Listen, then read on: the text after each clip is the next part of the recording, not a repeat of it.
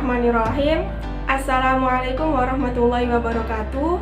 Bagaimana kabar teman-teman semua? Baiklah teman-teman, kali ini saya akan membagikan materi pembelajaran yang bisa dijadikan sebagai bahan ajar dalam pembelajaran PAI.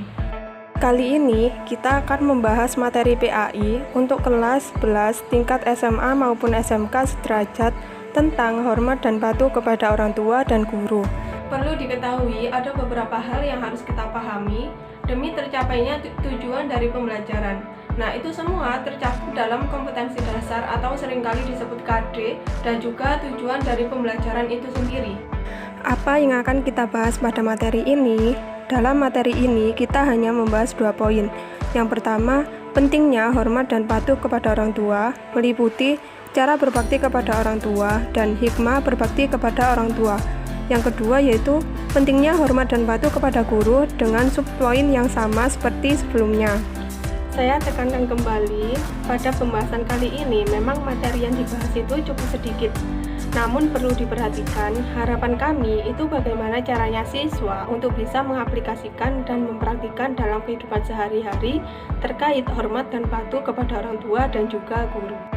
Bu Guru mau tanya nih, kalian tentu udah tahu bukan kewajiban untuk menghargai orang tua dan juga guru?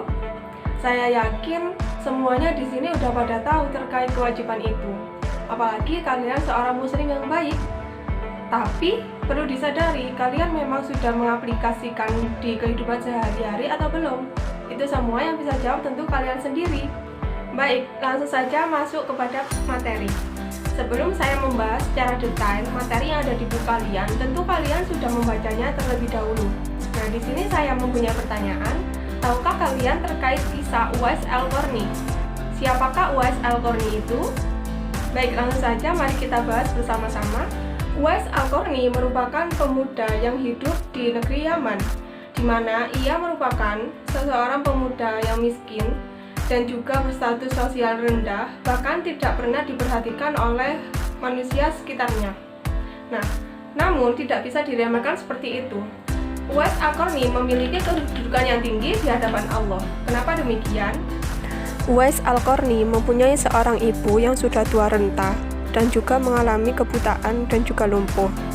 Dia tidak pernah meninggalkan ibunya sendirian di tengah kondisi lumpuh dan buta.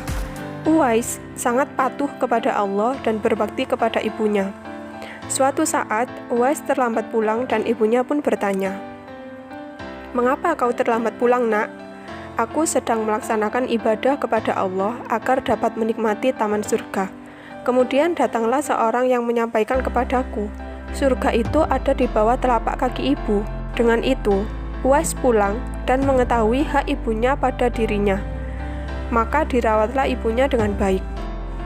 Pernah satu kali ibunya meminta suatu hal kepada Al-Qarni, namun beliau tidak sanggup untuk mengabulkannya. Apakah permintaan itu? Ternyata, ibu Al-Qarni meminta untuk berangkat haji ke Mekah. Diketahui bahwa Al-Qarni itu merupakan hamba yang fakir dan miskin. Dengan itu tentunya, ia tidak mampu untuk membiayai ibunya. Al-Qarni tetap berusaha untuk mengabulkan permintaan itu. Beliau menggendong ibunya dari Yaman ke Mekah. Untuk mewujudkan permintaan itu, Al-Qarni melatih tubuhnya dengan membeli seekor anak sapi dan membuatkan kandangnya di atas bukit. Setiap pagi, ia menggendong anak sapi itu naik turun bukit. Hal ini bertujuan untuk melatih ototnya agar supaya kuat menggendong ibunya dari Yaman ke Mekah. Dia rela melakukan perjalanan jauh dan sulit demi memenuhi keinginan ibunya. Uwais berjalan tegap menggendong ibunya wukuf di Ka'bah. Tentu, ibunya sangat terharu dan bercucuran air mata telah melihat Baitullah. Di hadapan Ka'bah itu, ibu dan anak berdoa, "Ya Allah, ampuni semua dosa ibu," kata Uwais. Sedangkan ibu dari Uwais juga menanyakan balik, "Bagaimana dengan dosamu?" Uwais menjawab, "Dengan terampuninya dosa ibu, maka ibu akan masuk surga. Cukuplah ridho dari ibu yang akan membawaku ke surga." Sungguh luar biasa bukan? Itulah keinginan Uwais yang tulus dan penuh cinta.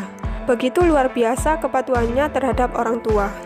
Begitupun perintah untuk menghormati dan patuh kepada guru juga banyak dimuat dalam kitab Ta'alimul Muta'alim karangan Syekh Az-Zarnuji, di mana penjelasannya dalam kitab itu, "I'lam, bi anna talibal ilmi la yanalul ilma wa la yantafi'u bihi illa bi ta'zimil ilmi wa ahlihi wa ta'zimil ustazi wa tauqirihi.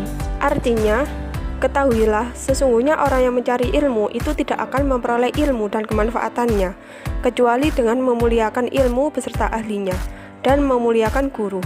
Hal itu juga diperkuat oleh Sayyidina Ali. Beliau pernah berkata, "Aku adalah sahaya atau budak. Orang yang mengajarku meskipun hanya satu huruf.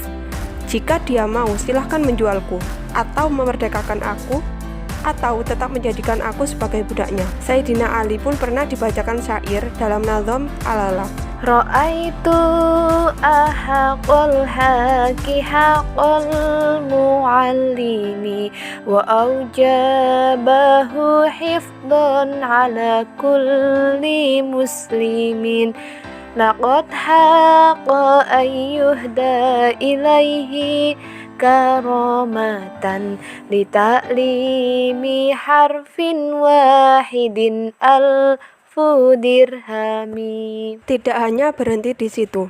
Bahkan pada kehidupan nyata, kami manusia biasa sudah banyak mengetahui dan merasakan manfaat dari seorang guru. Orang yang berpangkat, berkedudukan tinggi, orang yang multitalenta, tentu semuanya itu berkat dari seorang guru. Sebagaimana seorang muslim, kita mempunyai kewajiban untuk hormat dan patuh kepada orang tua. Dijelaskan dalam Quran surat Al-Isra ayat 23 hingga 24. A'udzu billahi minasyaitonir rajim. Bismillahirrahmanirrahim. Wa qada rabbuka alla ta'budu illa iyyahu wa bil walidaini ihsana.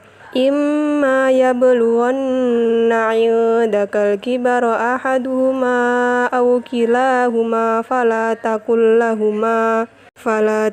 lahuma uffin wa la tanharhuma wa qul lahuma qawlan karima. Wakhfid lahuma janahaz zulli minar rahmati wa qur rabbirhamhuma kama rabbayani shaghira.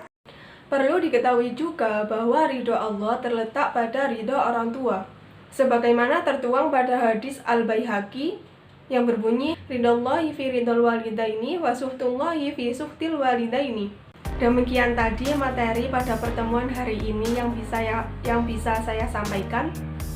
Sebagai bahan evaluasi kognitif kalian, Ibu Guru memberikan tugas uraikan pendapat kalian terkait satu pertanyaan ini. Untuk pengerjaannya, silakan diketik, dikumpulkan melalui grup Telegram.